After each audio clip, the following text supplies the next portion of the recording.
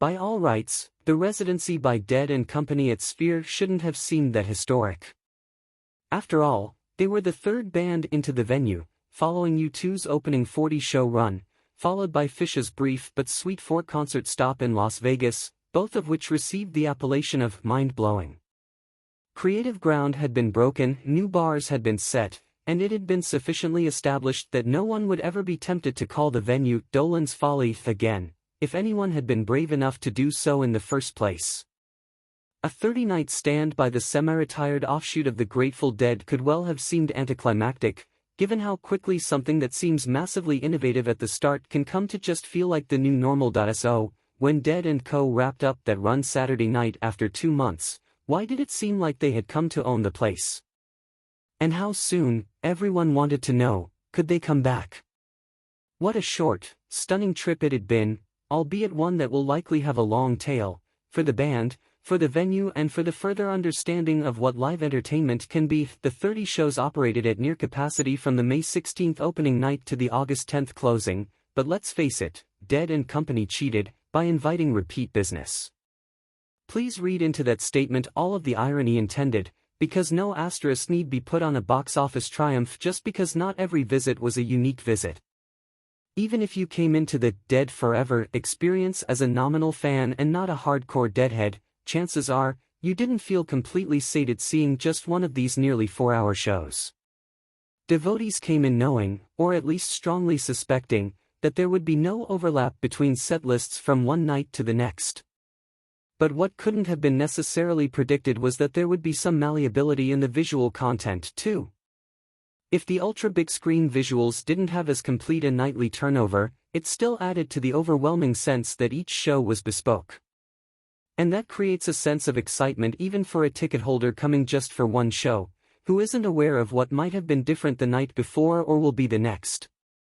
You don't have to look up cdlist.fm or research what the video content changes are on Reddit to get in on that feeling that the thrill is on. Even if the show did remain static from night to night, you'd still want to see it more than once, if only to experience the major digital FX bookends that remained identical throughout all 30 shows.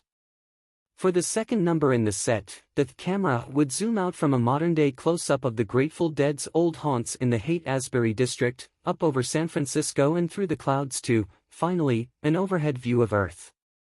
Of course, at different points the show would go farther into outer space than that. And the penultimate number would make the return trip, coming back from the cosmos to gently land in SF circa 1965, with the original Dead members as silhouettes jamming in a second-story window.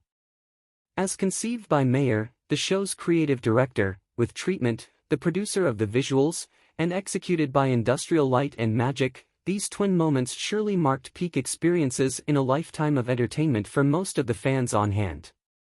The additional beauty of it was that, like any trip, there were variables that counted for a lot, and so just how magnificent these visuals felt to you probably depended on where the songs the band chose songs to accompany them fit on the majestic to mess scale for you. In a June Variety interview, Mayer said that new video content would be introduced even as late as the final 2 weekends of the residency, mostly to keep things fresh for repeat customers. Some of the visuals just weren't ready for opening night, so there was that factor, too. But primarily, this rotation of elements in and out was purposeful. In a separate interview, Treatment Studios' Sam Pattinson, who served as co-creative director, said, "Our brief was originally that we wanted to create between 30 to 40% extra content beyond what would fit in a show in a given night, so we could mix it up all the time. I think we made about 5.5 hours in the end. So we beat the 40% on the 3-hour show. It's a huge body of work, really." Watching the residency's final 2 nights this past Thursday and Friday, it was fascinating to look at what had been introduced since that first opening weekend, and also what was even different between the 2 evenings. The final show had a moonscape come up during Weir's reading of Standing on the Room, so maybe that was a particularly tailored bit of content for that song, with an American flag and a briefcase with a Dead logo planted on the moon. Not one of the more elaborate renderings in the show, but a nice addition. Both nights had the faux Western Ace sepia movie imagery for a cover of a classic country song, El Paso one night, Big River the next. The animated, skeletal Uncle Sam is always going to jump out of the graveyard and onto a motorbike, although now, unlike opening weekend, he jumps a ramp into the upper atmosphere and is joined by a deceased lady friend parachuting in from above.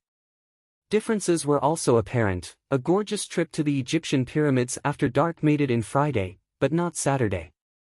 Also present on the next to last night was a favorite of Myers, a rain of rose petals that eventually envelopes and darkens the whole dome. Saturday night had a sky-high montage of ticket stubs and backstage passes, familiar from opening weekend. Friday's show had more spacier moments, like an assemblage of planets and suns passing by one another, very cosmologically incorrect, to the audience's delight, and some Roger Dean-like psychedelic landscapes with trees growing out of floating rocks or dirt balls.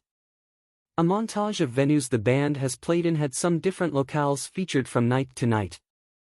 An impressive newer addition created a fake stadium for the band to play in, populated entirely by tens of thousands of dancing skeletons. As always, just one segment of musical content remained the same, as it had for all 30 nights of the residency. Mickey Hart, joined by fellow drummer Jay Lane and bassist-turned-percussionist Odile Burbridge, executing the instrumental, atonal, drums, for more than 9 minutes, followed by the equally trippy Space 4/8.